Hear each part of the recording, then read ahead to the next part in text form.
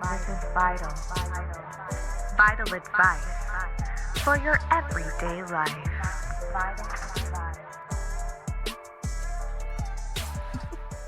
Hello, Grim. Hello, everyone. Welcome back to my podcast. I hope you're having a great day. Why do I sound like I'm in a tunnel? Great question. I really don't know. I'm struggling with the audio quality. I'm doing the best I can with the limited knowledge that I have, so bear with me here. Okay. Maybe that sounds a little better. We'll get there. We will soon develop into a more professional sounding podcast, I promise. I'm working on it. But for right now, I think this will be fine. How are you guys? I hope you're doing great. I mean, it's summertime. By the time I release this, it will be the summer solstice. So I hope you guys are making your vacation plans, enjoying the hot weather, getting out there, and really living up the season. I know for me in the South, I'm currently in Georgia, it is tempting to just retreat into the dark and turn on my air conditioning and never go outside because it's just so humid and just so hot. But honestly, for some reason, this year, I'm really embracing the summer feels. I love going outside, and maybe it is because I live so close to Tybee Island and that whole vibe of Savannah, Georgia in the summertime. Something I've always fantasized about when I was younger and living in Utah, which is on the other side of the country. Nothing like this out here in the summertime. Maybe it's that. Maybe it's the fact that the place where I currently live has a really nice pool. It could be the fact that I have friends who really embrace that summer life while I'm here. I'm not sure. Normally, I would consider myself someone who really just longs for autumn. Someone who just, I want the leaves changing. I want pumpkin spice lattes. I am a basic bitch. I don't think there's anything wrong with me being a basic bitch because as long as I'm being true to myself, who the fuck cares? But this summer, for some reason, all I want to do is hold on to this season and really embrace it. And I think that's a sign of living the moment. Like I promise myself to be happy is to really embrace what's around me and not thinking about the future. Okay, so let's talk about what's currently going on in my life. I got my car fixed, thank God. So that whole kerfuffle, I finally, after 8 days, which is absolutely ridiculous if you ask me, after 8 days of it being in a shop, I finally got it fixed. I have working air conditioning. Another life update, Grim Reaper, who is one of the most anxious cats in the entire world, now has some medicine to take a little bit of before we go on our long trip in a couple of weeks. And I'm trying it out today to see if it will calm her down or make her drowsy or whatever. And so far, not any luck. She's just as noisy as always. Other than that, I went on a trip the other weekend with my close friends to Tybee Island. It's a beautiful southern island with all of that beachy southern charm. It's got the sand, the ocean, all the foliage that you would imagine by the beach side. It really is just like a rich bitch dream to go there. And I got severely sunburned. So currently, it's in the weirdest places, though. I got a good tan on the places where I successfully applied sunscreen. But in the other areas where it was not very successful, I just have weird patches and weird suntan lines that I'm not very happy about. And my left leg, my left calf particularly, for some reason, is just so much more sunburn than the rest of my body. And it's been a week. It's still sunburned. So, great. Yes, ladies and gentlemen, you should be wearing sunscreen. Okay, just an update, a little reminder this summer, wear sunscreen.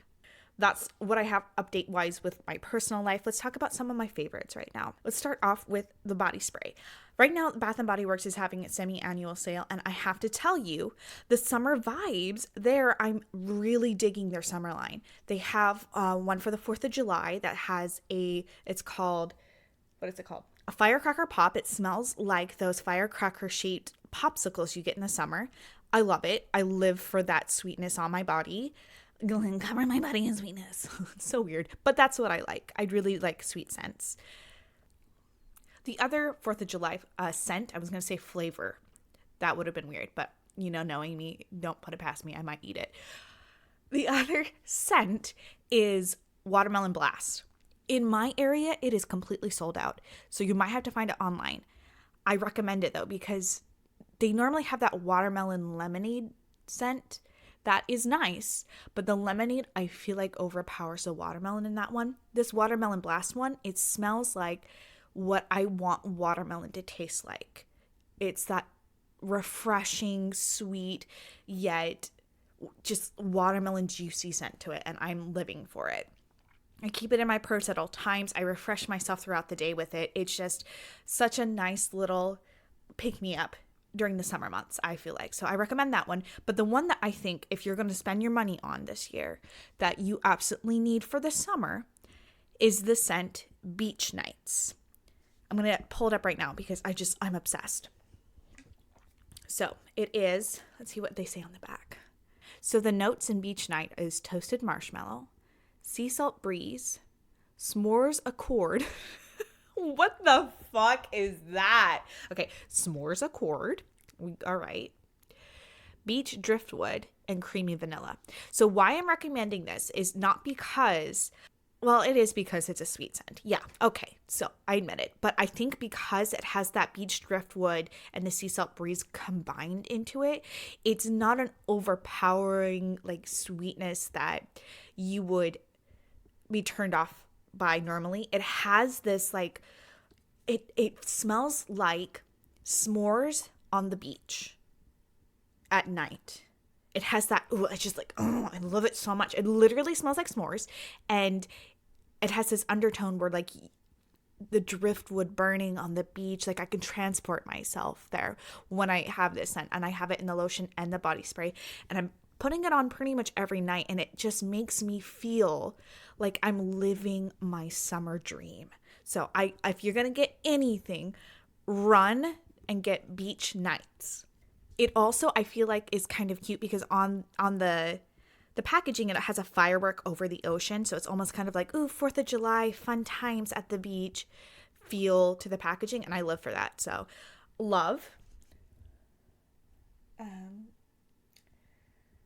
Another body product I'm going to talk about is, it's a little bit more pricey, but I think for us adults out there or women who are trying to look more adult, I'm probably going to be forever a child, to be honest with you. I have that watermelon scent that I really like. So obviously I'm not like really living up the womanly vibes.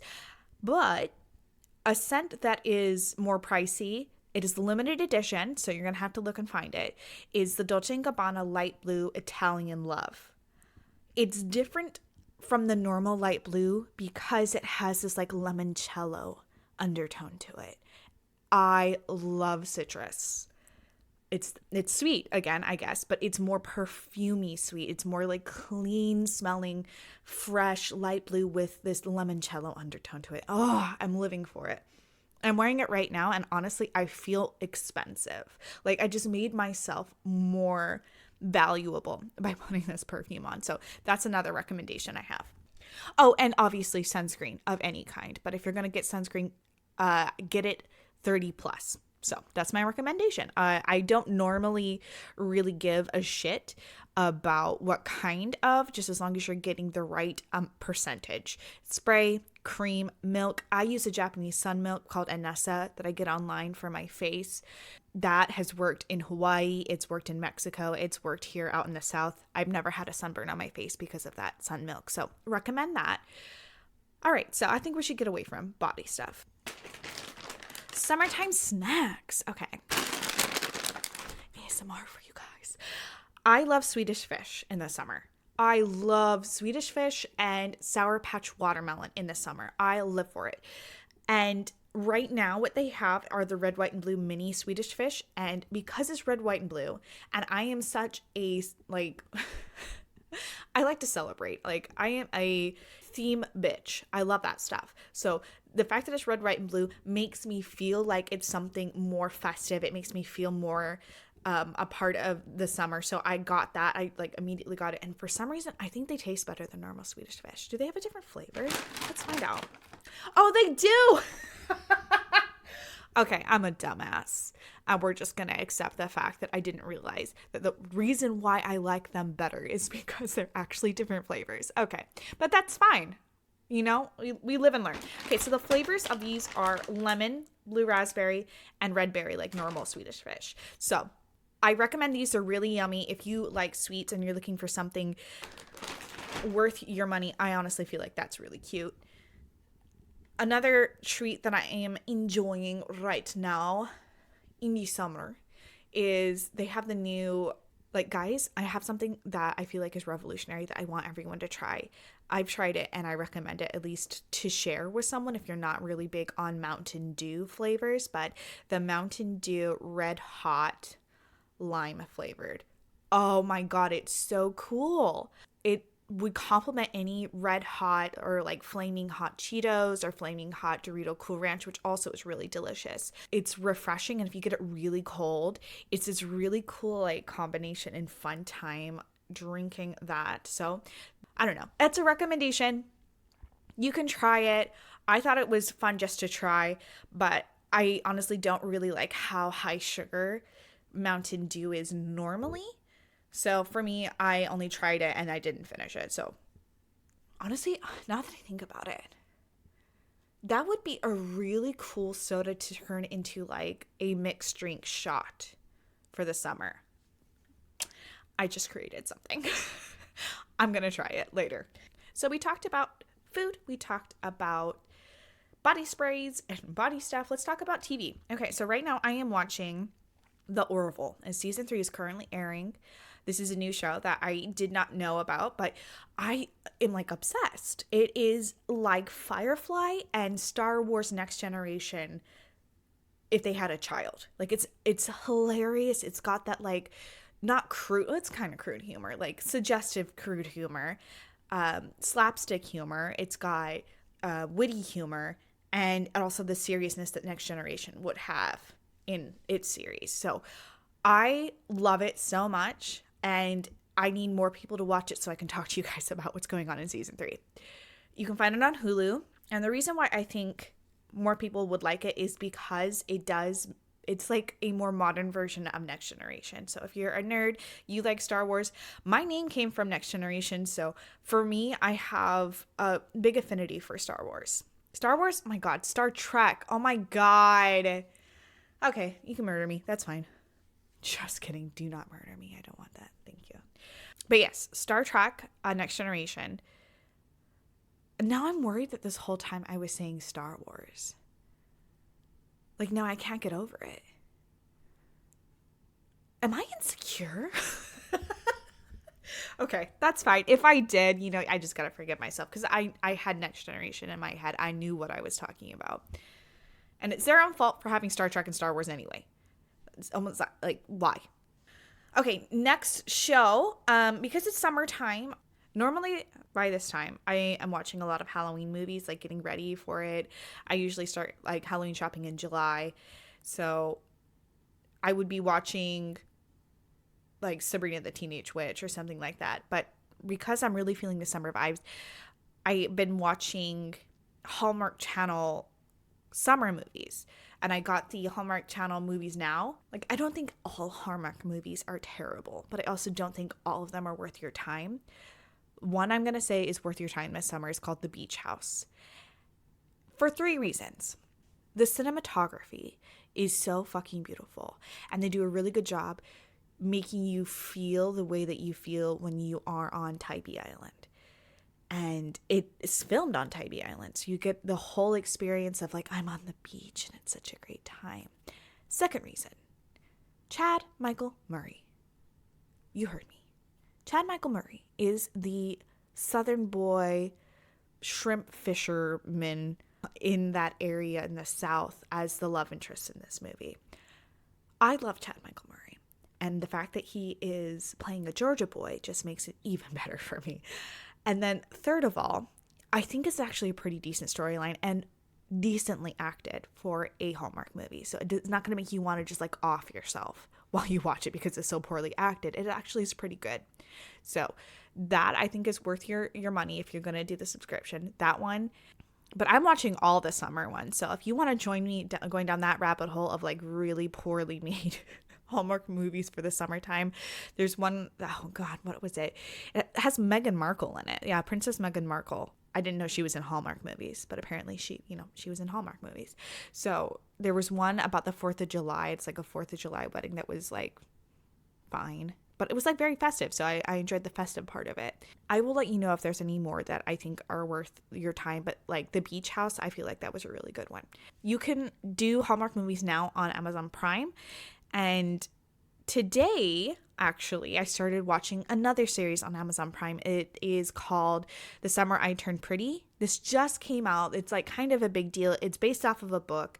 I've not read the book, but I'm on the first episode and I'm already feeling that summer goodness. It's like, I feel like it was probably made by the same people who made To All the Boys I've Loved Before. Like those Netflix feeling like teenager movies that they've made throughout the years. It kind of has that feeling, but it's a series and it's on Amazon Prime. I think I'm going to give my final opinions on that show in another Catch Up With Me episode because I think it's cute.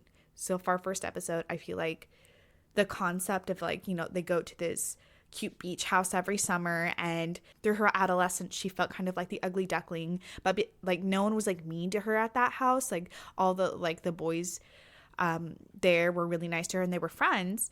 And now this summer she's finally kind of like grown into this beautiful swan. I think she's 16 years old or about to be 16 years old, and people are starting to notice her as like, someone pretty. So I'm excited to see how this plays out.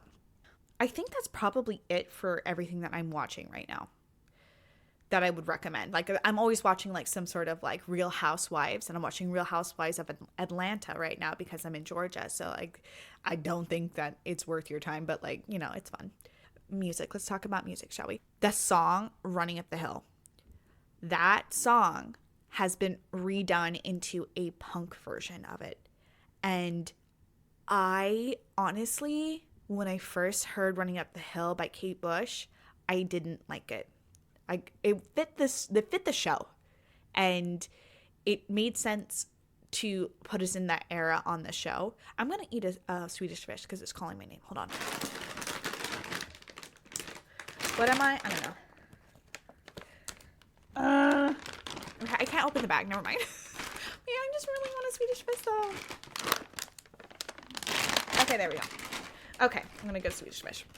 What was I talking about? Kate Bush. That's right. Okay, so Kate Bush, it's fine.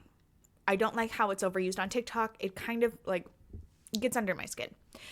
But a punk artist covered it and did a punk version of that song, and I fucking love it. It is so much better than the original. I honestly feel like the lyrics really do lean more towards like emo punk anyway. So like he has a little bit of screamo in there. He's got that punk style like scream rocking. I love it. On Sunday, I'll post it on my Instagram stories if anyone is like curious about who sings it. But you can find it on Spotify if you just type in Running Up That Hill cover. I have listened to it on the drive like 3 times, and like I want to sing it more than I do with the Kate Bush one. The Kate Bush one, like, it just like makes me want to like drive off the road. This one, like, I'm here for it. So that is my current music obsession.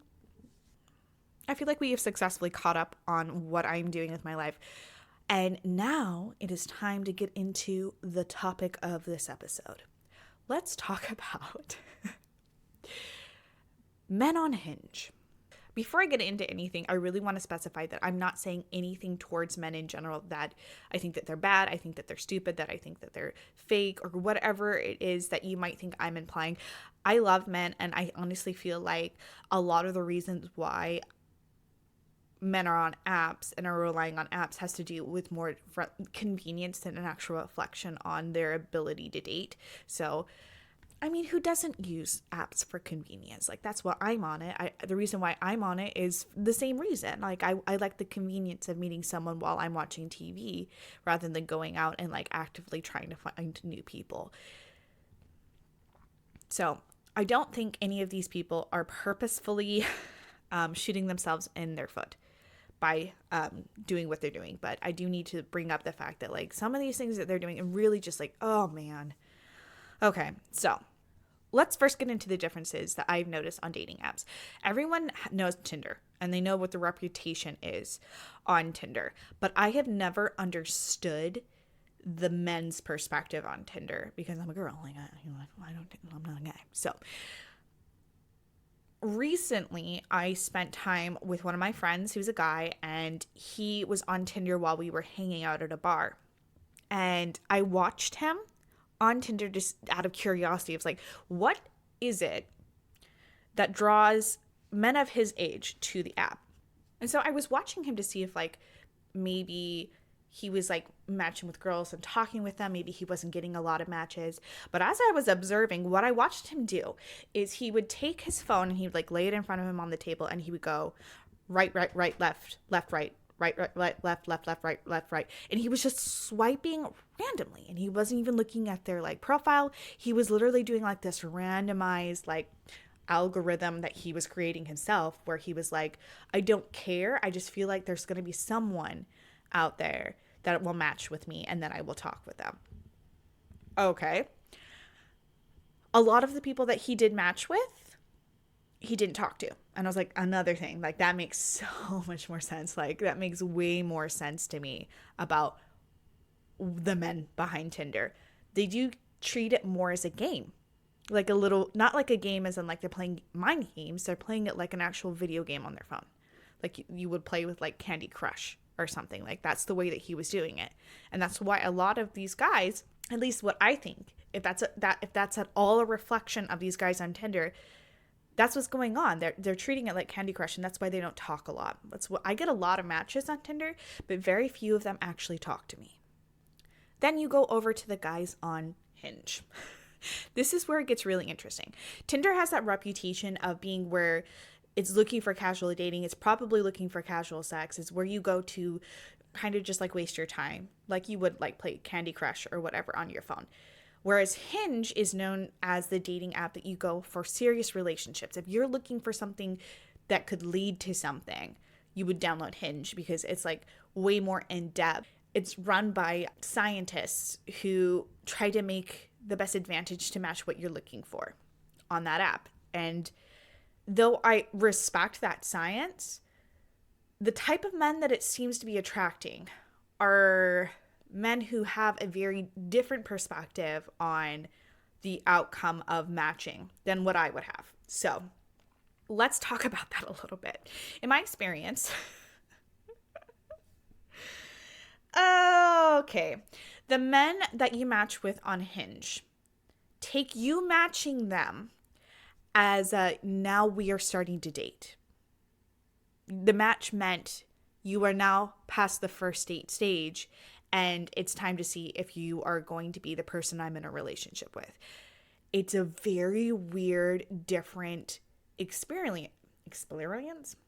It's a very strange experience to be on Hinge because of that. I take the match, and I try to do a format where I match at least 8 to 10 people a day, and then I talk to those people. If they respond, a lot of them don't respond. If they respond to me, I determine whether or not I want to go out on a date with them. But in no ways am I taking a match, meaning that we are now pursuing a relationship. I'm taking it as you are a potential person to go out on a date with and then go from there. But I appreciate that I can see by us matching that we're both in the same idea of trying to lead towards progress. Okay. That's not how they do it. These guys literally like, oh, you matched with me, therefore we are ready to start a relationship. No, it's no. I think this is backfiring on you if that's the way that you're approaching it. And I hope that it's just the guys that match with me that are that way, and there are way more guys out there that are stable. So this week specifically, I had a guy match with me, and he was like, hey, so can I come over and stay at your house? Excuse me? You didn't even say hello to me, so why would I let you stay at my house? And he was like, well, I don't know. I'm just trying to figure out this long distance thing because I noticed that you're a couple cities away from me. So I just wanted to see if that is something that we can do if this works out. And I was like, we haven't even had a conversation yet about what our favorite color is, man. Why would I let you sleep at my house? And so I expressed like, thank you, but I don't actually like do house visits without a relationship. And I understand that you're confused about long distance. You've maybe not done it before, but in general, you don't jump into a long distance relationship before the first date. He was turned off by that statement, and that's valid. That's fine. Maybe it was a little too harsh for him. But I don't know why he thought that it was appropriate to ask that before even having a conversation. Don't understand. I don't get it. But that's very common on Hinge, the way that they're like, let's jump into that. I'm already committed to you. Why are you committed to me? I don't know you. You were a complete fucking stranger. I don't get it. There is also the other type of people. Another great one. This is probably my favorite interaction on Hinge so far. Was this person who I matched. He seemed decent. I started talking to him. He found out I had a podcast. Oh no, big mistake. I definitely shouldn't have told him that. And I probably never will again because of this experience. We were talking about being creative people. He wrote screenplays and I was like, that's cool. He complimented my voice memo. So like you can put like these like voice clips too so people can hear what you sound like. Apparently that's a big deal on dating apps. I never really thought about it much, but a lot of people have been enjoying being able to hear each other's voices on the app. And he complimented my voice and said that it sounded like radio. I've had that compliment before. I don't know if I really agree, but I said, well, I actually have a podcast. He asked what it was. I gave him the name and he listened to a few episodes. And then suddenly this man was ready to invest. He got this really limerent idea of me based off of my podcast. And it made me feel very uncomfortable. From that moment on was trying to convince me that we would vibe. He was like, oh man, we're really going to vibe. Oh yeah, we really need to meet because I'm telling you, we're really going to like get along. And then he said, but I'm not ready to date. I'm exhausted by dating. I'm really not interested in dating, but I really want to meet you. And I feel like I don't want to miss out on the opportunity of meeting you, which is below my standard. I've expressed this on my podcast before that I do not date potential. I date what you are now. And if you are not currently in a place where you can progress towards a relationship, if you're not currently in a place to date, then I'm not going to date you. Like, I'm not going to put my energy into that. And so I told him, you friend zoned yourself, bud, because now you're a platonic person to me. I'm not going to walk into another situationship. You were trying to emotionally tightrope me by saying all these wonderful things about me and how you think that my intelligence is sexy. My intelligence is rare. That I'm such like a unique person. You don't want to miss out on me, but I also don't want to date you. That's emotional tightroping, dude. I'm not into it.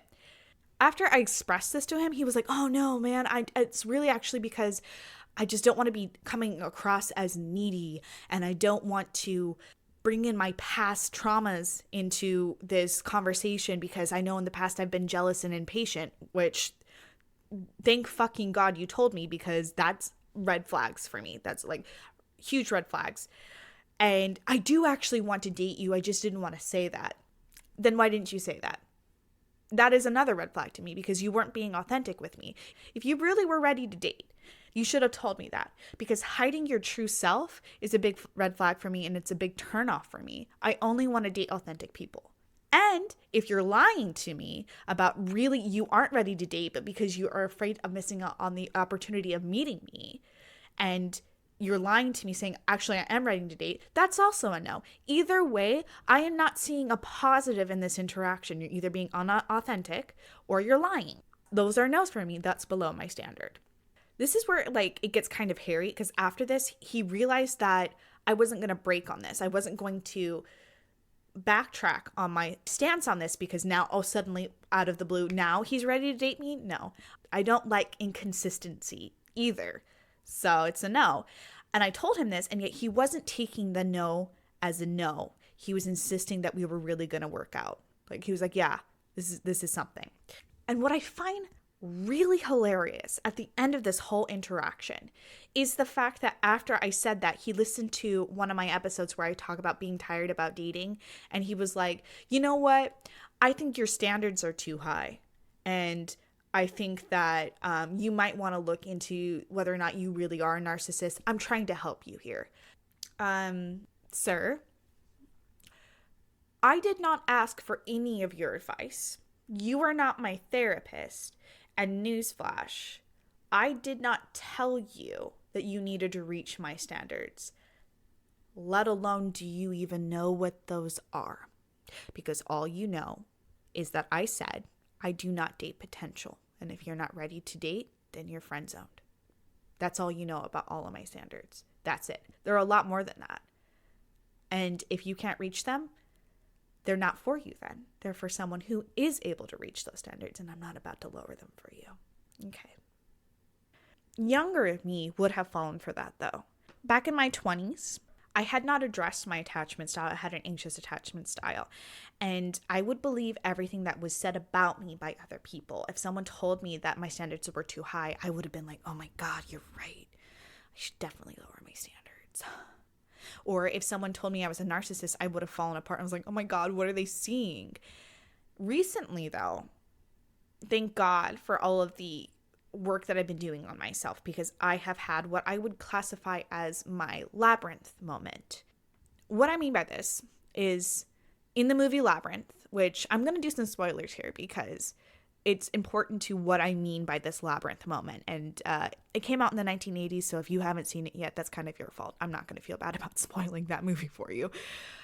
In that movie, Sarah spends the entire film saying things like, it's not fair.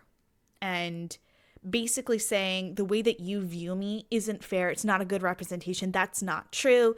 She takes a high offense towards those statements. And she lets herself turn into this victim by what other people say to her, whether or not they were trying to victimize her or not.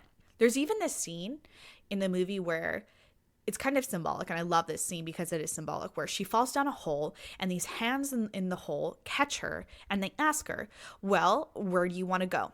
Do you want to go up or do you want to go down? And Sarah, the dummy, says, well, I'm already kind of going down. I'm already facing down. I guess I'll just go down. And they're like, oh man, you fucked up. And they drop her into the oubliette, where like an oubliette is where people are put to be forgotten about and it's dark. Where she could have had the option to go up, where they would have helped her all the way back up to the surface into the sunlight, where she could progress instead of being stuck in this hole. That is the biggest representation of letting other people have the power and you giving it to them. I give you this power. I'm already headed on this pathway. Just like throw me in the hole. Love this movie for the symbolism, honestly. But at the end of the movie, Sarah completes the labyrinth and Jareth is panicking because throughout the film, he was basically telling her that she needs to give up, that she can't complete it. She's not capable of this shit. He was gaslighting her. He was emotionally tightroping her the entire film. And she was, I guess, somewhat she believed it and somewhat just frustrated by the situation. But by that time, you can tell that nothing that Jareth says is really affecting Sarah. Nothing he said. Like, she's completely like, her ego is so strong that nothing is really hurting her. And it's not making her mad either. She's just really calmly listening and trying to get Toby back. He then tries to emotionally tightrope her and says the phrase, just love me, fear me, do what I say, and I will be your slave. He says that to her. And instead of saying yes or no, Sarah just says, you have no power over me. And that's what broke the fantasy that she was in. She goes back, Toby's in the bedroom, and she's able to be a lot more emotionally mature from that moment. So I feel like, I promise this makes sense. This year, I feel like I had my Sarah in the labyrinth moment where nothing that people say to me, whether it is good or bad, positive or negative, especially in dating, has any effect on me. I do not give them that power. They have no power over me. So this guy coming at me and saying that I'm a narcissist and that my standards are too high, literally, I was like, you have no power to say that.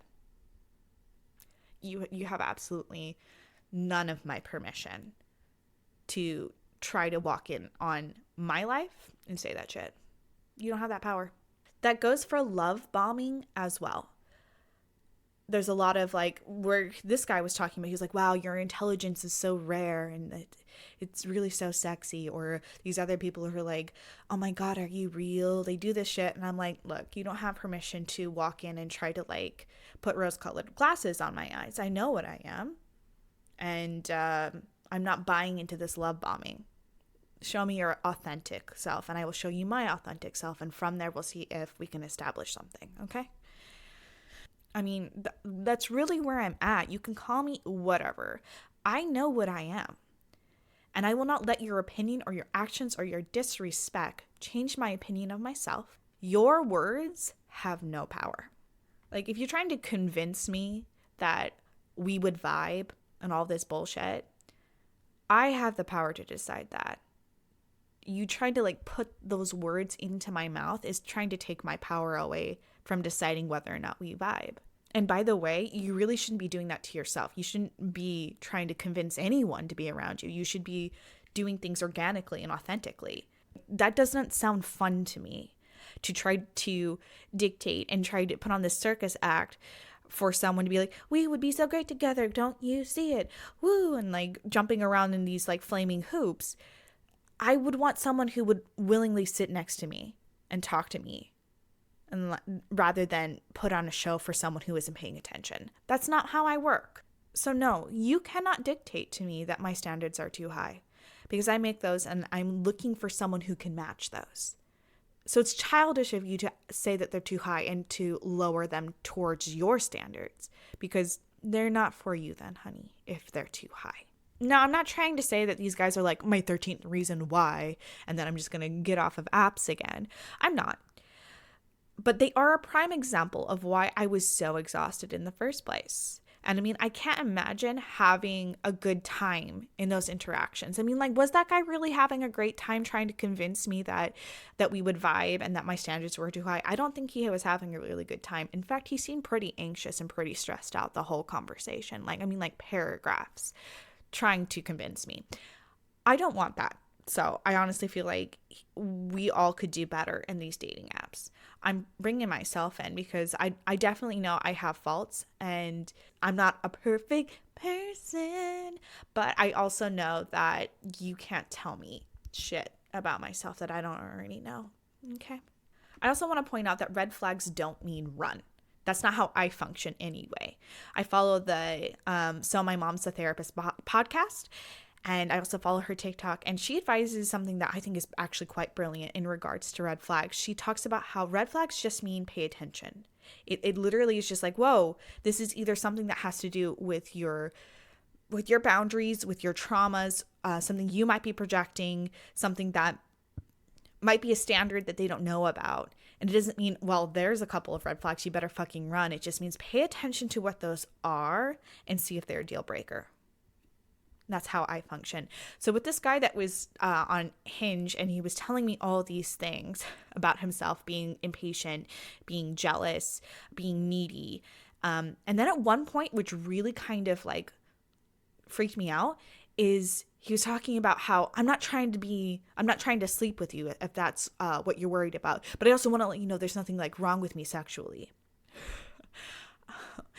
What? Excuse me, baking powder, what did you just say? Like, I had nothing. I had said nothing. There wasn't even a flirtatious conversation in this whole interaction with this guy that would have led him to think that I was wondering if he was trying to sleep with me. I wasn't, honestly, because he kept talking about psychology. That honestly, I just don't feel like that said to me you were trying to get into my pants. But now that you bring it up, I'm really concerned about you. And that point, I just feel like that was just a red flag. That was a deal breaker. Like, why did you say that? Like, why? That was so fucking weird. Oh God. I'm just saying it's a crazy experience to be on multiple dating apps and seeing the different people that are on there. Like, bottom line, Hinge, I honestly feel like I'm more drawn to using because I am looking for a life partner. And so I like that there are more like solid men on there than there is on Tinder, but sometimes it's just too much, man. Like, guys, pull back. Matching with someone does not mean that they are your only match. And I do know that in general, men have fewer matches on dating apps. So I get why it's exciting to have someone that you feel like you're attracted to match with you, and like that excitement. It's really cute, but we aren't dating yet. We're complete strangers still. And I don't feel like if you were at a bar and I waved at you at the bar that you would come up and say, when should we move in? Like, I don't feel like, I mean, like, ironically, that would be cute, but like not meaning it. I don't know you, you're a stranger, we're not in a relationship yet. So cool your jets a little bit, but also maintain a standard for yourself. Like, you have things to offer, you have things to bring to the table. So even if it's not what you think is an ideal thing, it's still you. Be authentic. Don't lie about your height. Don't lie about your hobbies. Don't hide your hobbies. Don't lie about whether or not you're ready to date. Don't be unauthentic with me if you are ready to date but aren't trying to be needy. Like, these things aren't true. Cool your jets. Be authentic. Be honest. And if you feel like you'll get fewer matches by being yourself, at least you'll know that the people who match with you are attracted to who you are. And so you don't have to deal with the bullshit of the people who aren't really into you. It just saves you time. It saves me time by you being authentic. So I don't have to wonder, wait a minute, why is this sounding different from what he said? Why is he looking like a different height than what he said? Why is he hiding the fact that he's addicted to video games when he told me that he loves to sing opera? Like, be honest. The right people will find you. The right people will be attracted to it. And for God's sake, stop lowering your standards. Period. Okay, that's how I feel. And that is my update for this week. I would love to have more discussions with you guys about dating apps. So please go over to my Instagram and talk to me. I'd love to have these conversations outside of my podcast with y'all. If you are enjoying this podcast, by the way, just a little plug. It really does help me out if you follow this podcast, if you rate this podcast, if you either on Spotify or on Apple, whatever you're listening on. Also share it with a friend who might enjoy having this discussion and like can add any of their 2 cents. I love you guys. Thank you so much. I appreciate you listening. And I will see you on Thursday with another episode. I'm excited. Enjoy your summer. Eat some watermelon. Bye.